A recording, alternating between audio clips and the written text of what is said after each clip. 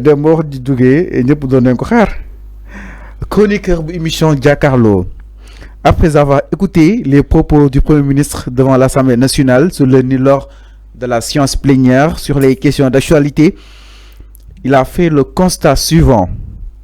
Badara Gadiaga mooy wax kàddu yi nag malgré ces agitations qui en réalité renseignent sur l'intérêt qui nous porte contrairement à ce qu'il avait dit, à savoir qu'il ne suit pas la télé.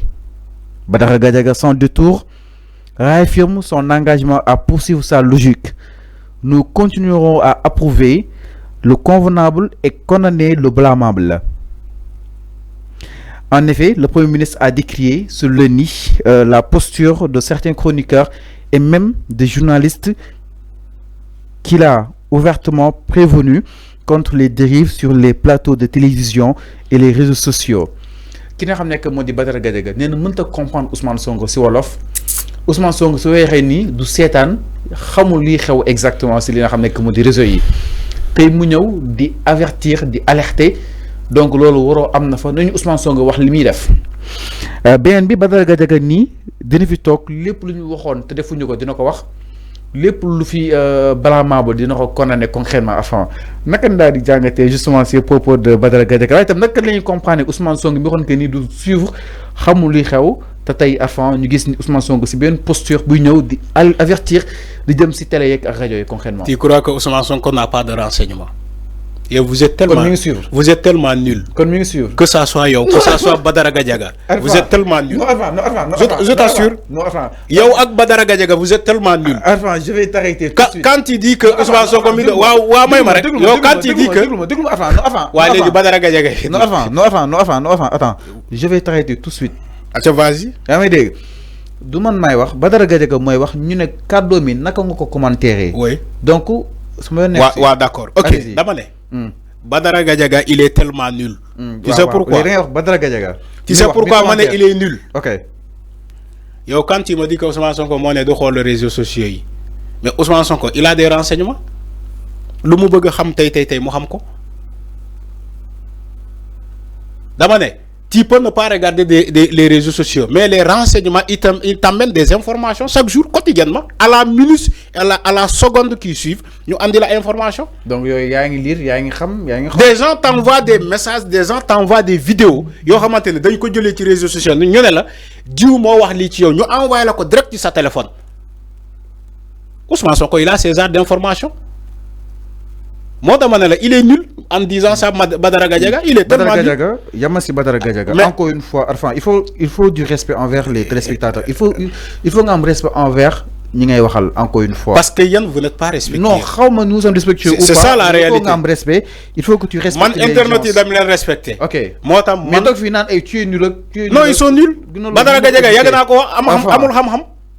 Showbiz la xam dama ne showbiz la xam dama ne waaw OK d'accord je m'excuse. Badara Gadiaga amul xam-xam showbiz la xam na dem ci showbiz bi loolu la xam bu ñu amee diplôme de formation la wax ci sotti Ousmane Sonko xalaat mais avant nee na dina condamner li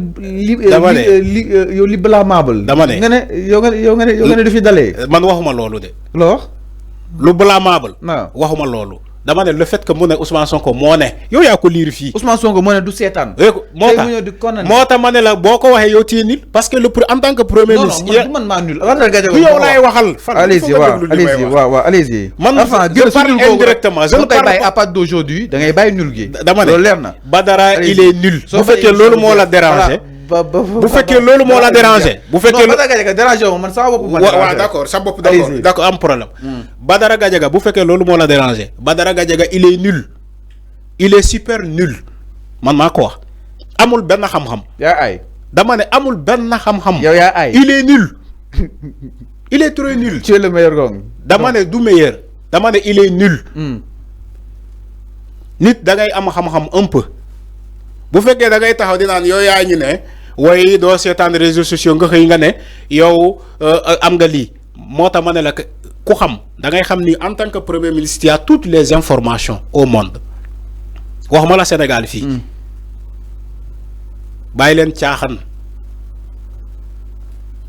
booy wax da ngay wax ci xam-xam nga wax ci information yoo xamante ne boo ci waxee kenn du ci génnee virgule mais bu fekkee yow da ngay wax boo xamante ne ñu laaj la nga ne Confidence Afrique laa ko jëlee wala xaw ma li ma ko wax wala sama xalaat laa joxe ñu laaj la ban diplôme nga am certificat sa amoo ko.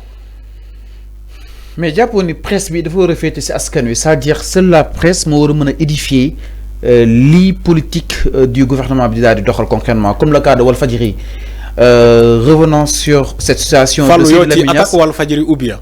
comme le cas de Walfadjri donc non dama la ne comme le cas de Walfadjri revenant sur la situation de sur la citation de Sidy Lamine Niass qui disait que ni ña fay liggéeyee peuple bi ñooy seen patron concrètement je parle de ça enfin calme tes nerfs. non calme-toi dama lay poser question rek dama lay laaj ba nit ñi pare ba pare. baax na ma ne est-ce que jàppoon ni presse bi tout le temps dafa war a féetee si askan wi concrètement xëttal li nga xam ne que moo di gouvernement bi. ñu respecté seen promesse loolu mooy presse respecté li nga xam ne itam diggoon nañ ko askan wi. dama ne presse bi ci boppam en commençant par elle moo war a wax dëgg joxe information juste et vrai loolu mooy presse mais presse buy manipuler féetewul ci askan bi au contraire dafay lëndëmal xel askan wi. maa ko wax loolu moo am boo nee presse bi dafa war a féetoo ci askan bi loolu loolu mooy vrai presse parce que 4e pouvoir la loolu lañ ko waxee.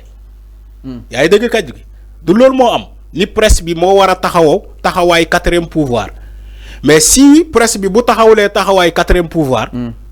mooy maanaam c'est-à-dire que informé wul juste et vrai mais dafa wàcc àndam. La presse devient automatiquement complice des manipulations. Il faut faire la part des choses. Si la presse ne peut pas informer juste et vrai, donc elle devient complice des manipulations. Si j'ai utilisé le conditionnel. Mais en réalité, presse dafa wara féto ci askan wi parce que la mission de la presse c'est d'informer cette population et la population a droit à l'information. Enfin, si presse bi nga bok Arfan. Mais est-ce que nekul presse xex presse là parce que en fait ken xexul presse. Non, je m'explique. Je m'explique. Allez-y. Ben fi togué batay do def émission peut-être attaquer li nga xamné que modi la presse. Te ku nekk ak sa ligne éditoriale c'est-à-dire ku nekk ak sa li nga xam ne moo di doxalin donte sax kenn cautionné wul li jëm si wàllu jëm si li nga xam ne moo di lu waxul dëgg wala kon ay diffamation entre autres. Voilà. Mais enfin presse bi attaqué presse bi est-ce que doo leen ko éviter parce que yéen est-ce que war ngeen amoon jugement si presse bi jëm si li nga xam ne moo di doxalin bi concrètement yéen en tant que journaliste. Oui Fallou. Est-ce que li moo tax Ousmane Sonko tamit lu mu jug mu jël wax ñu ko parce que y a une catégorie peut-être de y a une catégorie de journalistes yoo xam ni toog neen di wax dara ci presse bi. Fallou kenn attaqué wul presse li ngay wax nii amul. yow yaa ngi toog attaqué presse bi.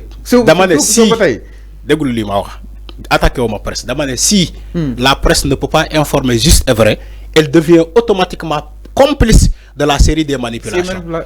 C'est ce que j'ai dit. J'ai dit si. La presse manipulatrice. Parce qu'aujourd'hui, on convoque des journalistes. Yo xamantene joxé nañu ay fausses informations. Ñu laaju lé ñu né Confidence Afrique la ko jëlé. Est-ce que c'est crédible ça? Je te pose la question. Est-ce qu'un journaliste qui a fait 20 ans de métier, mo am expérience lol, un journaliste qui a fait 15 ans d'expérience, tay mën na jëlé information ñu laaj la té même pas capable de dire que information ci source bu crédible la ko jëlé à part Confidence Afrique Confidence. Je pose la question.